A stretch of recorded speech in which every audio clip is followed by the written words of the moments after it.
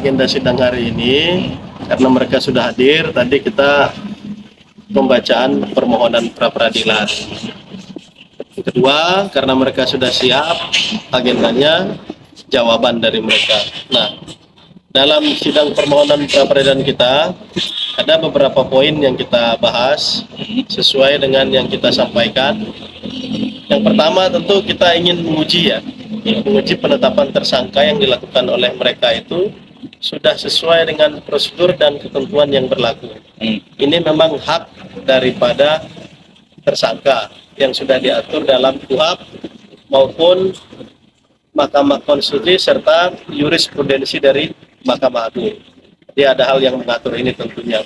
Yang kedua, kita ingin menguji fakta-fakta yang telah terjadi di lapangan, yang terjadi dalam permasalahan ini. Nah, kita menyebut dalam prosesnya ini mereka tidak mempunyai legal standing. Ada beberapa perbedaan sebetulnya yang terjadi ya. Nanti akan dijelaskan oleh teman kami perbedaannya secara detail di mana. Yang ketiga, antara yang didaftarkan di Harvest Luxury, produknya dengan produk lain kami itu berbeda.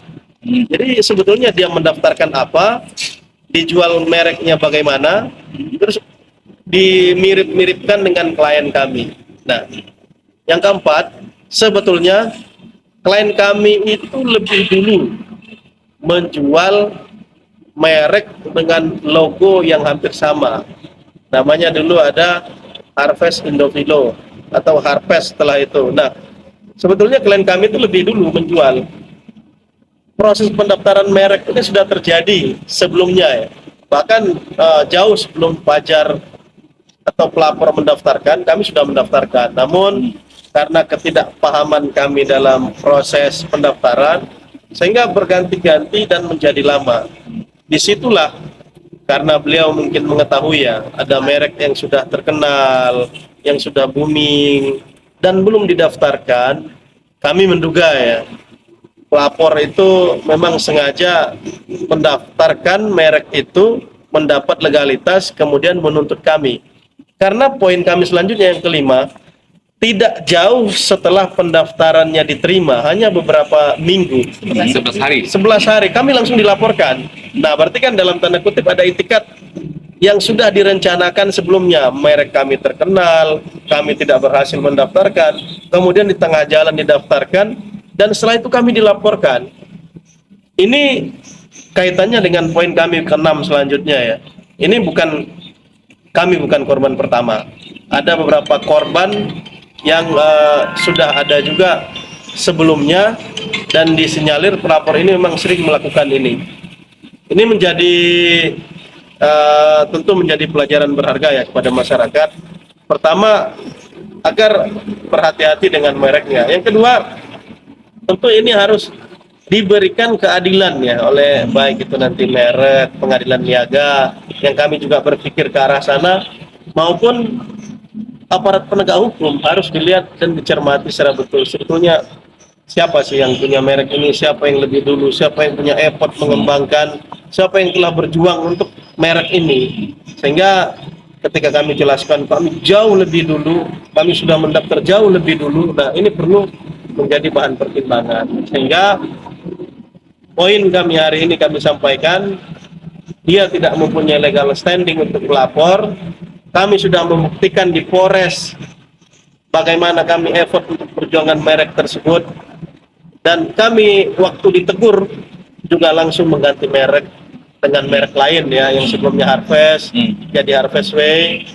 Barang yang sebelumnya katanya bermasalah dan disita tadi 29, kami serahkan dengan baik dan dengan kooperatif. Tentu hal ini menjadi catatan kepada Polres. Sebetulnya kasus ini ultimum remedium ya. Upaya pidana itu adalah upaya terakhir kalau orangnya membangkang. Kami tidak membangkang dalam hal ini. Kami ditegur, kami ganti. Kami juga wajib lapor. Semua proses yang kami lakukan itu kami lakukan dengan baik. yang kesembilan, kami ini pengusaha UMKM ya, yang berjuang dari awal bagaimana UMKM itu bisa hidup, bagaimana kita bisa bertahan di tengah pandemi, usaha lagi sulit. Mestinya seluruh stakeholder dari pemerintah mendukung upaya ini sehingga UMKM ini bangkit sebagai penyangga ekonomi negara, bukan malah dalam tanda kutip dikriminalisasi, diperiksa karena laporan yang kurang mempunyai legalitas yang tidak benar. Kami merasa terganggu, diperiksa sekian kali, wajib lapor sekian kali, mestinya itu tidak terjadi. Itu yang poin kami hari ini. Mestinya tanpa peradilan poin ke-10 poin kami, Polres itu memberikan SP3. Jangan malah seperti tadi ya, melawan, menyampaikan bertahan, menyampaikan hal-hal yang sifatnya tidak penting, karena Polres itu tidak lakukan dengan kasus ini. Polres dalam kasus ini tidak dirugikan apapun. Mestinya kalau mereka mempunyai rasa keadilan, mereka tahu SP3 kasus ini. Makanya karena mereka tidak mau SP3, kami mohon kepada pengadilan untuk memang mencermati keadilan yang kami sampaikan. Nanti akan kami buka fakta seluas-luasnya supaya mata batin Hakim Pengadilan Negeri Pasuruan terbuka dan memberikan keadilan kepada kami, serta memutus dan menyatakan penetapan tersangka tersebut tidak sah. Kalender ya, kalender persidangan. Besok kami menyampaikan replik bantahan atas jawaban dari penyidik. Di situ akan kami buka fakta-fakta yang sebenarnya, akan kami gambarkan lagi secara jelas di mana titik-titik persoalan sebetulnya kami itu tidak bersalah dan kami itu sangat kooperatif dan sudah mengganti juga merek sebagaimana yang dituduhkan. Agenda ahli nanti diagendakan pada tanggal 21 ya. Tanggal 21. Tanggal 21 nanti saksi ahli akan kita hadirkan, bagaimana nanti ahli akan mencermati perbedaan-perbedaan yang dimaksud antara dua produk ini. Sudah sangat jelas sebetulnya letak perbedaannya di mana, namun ini dipersamakan, kita nggak tahu ada apa sebetulnya dalam kasus ini, maka misteri ini akan kita ungkap pada persidangan-persidangan berikutnya. Ya kan? Karena ini persis sama. Harvest dengan Harvest Luxury, Aqua dengan Aqua C. Tapi mereka sadar bahwa mereka itu berbeda. Nah, tapi ini kok nggak sadar. Polisi pun tidak menyadari itu. Nah.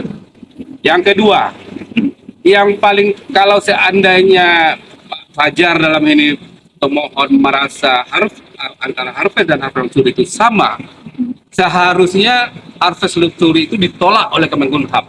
Kenapa?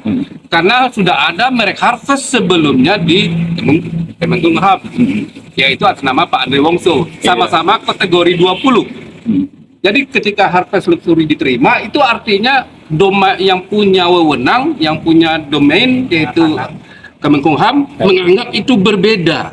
Kalau itu sama, udah pasti ditolak. Itu seharusnya yang paling berhak menilai dalam ini adalah Kemenkumham. Dan dalam ini Kemenkumham sudah menilai itu berbeda, dengan bukti Harvest Luxury diterima. Ya, padahal sebelumnya sudah ada Harvest. Sekarang kita pertegas lagi, ini nanti mungkin akan kita perkuat di deplik ya. Apa aja sih perbedaan antara Harvest dengan Harvest Luxury? Yang pertama, bentuk kata atau bunyi.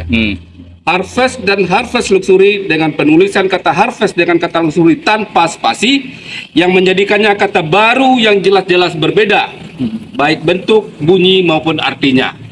Penulisan tanpa spasi itu membuat dia menjadi kata yang berbeda.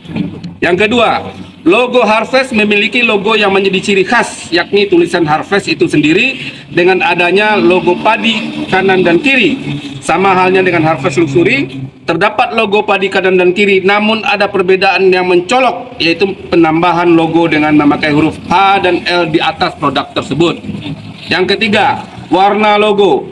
Harvest mempunyai warna dominan putih sebagai dasarnya, emas sebagai logo tulisan Harvest, dan logo padi serta warna hitam untuk kombinasi tulisan. Sedangkan Harvest Luxury memakai kombinasi warna hitam, putih, dan emas yang hampir serupa dengan Harvest.